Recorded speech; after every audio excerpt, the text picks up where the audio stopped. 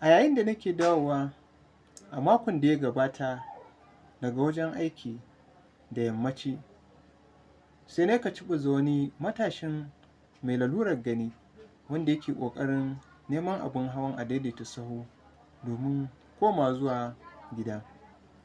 A wannan lokaci na ga akwai buƙatar lallai yana buƙatar taimakona, da haka na tsaya na taimaka na rage mishi hanya a abin hawana.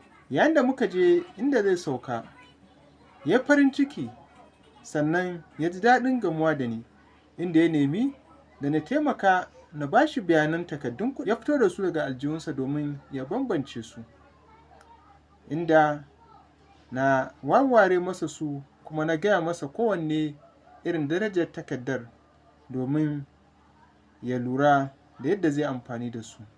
Sunana Nasir Shehu, ɗalibi a shirin 3MTT Next Gen Cohort a fannin Data Science.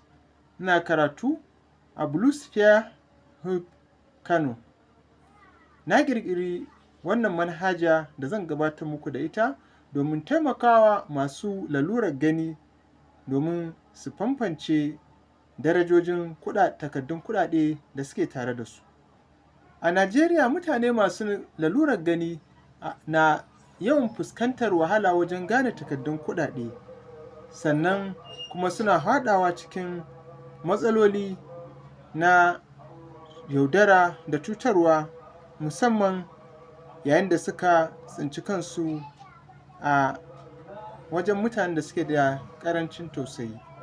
Don magance wannan matsalar, na ƙirƙiri manhaja mai suna NairaSense, manhaja mai amfani da basirar na'ura da ke ganin kuɗin Najeriya cikin sauƙi, wato fasahar AI, Artificial Intelligence. Mai amfani zai buɗe manhajar sannan ya danna Scan Money. Kyamara za ta fara aiki nan take.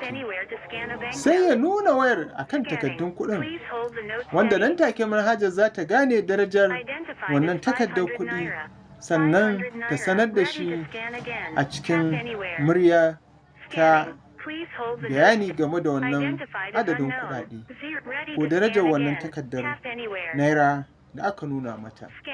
NairaSense tana aiki ne ba tare da kafar sadarwa ta intanet ba, ko kuma tana taƙaita amfani da kafar sadarwa ta intanet domin gabatar da aikinta.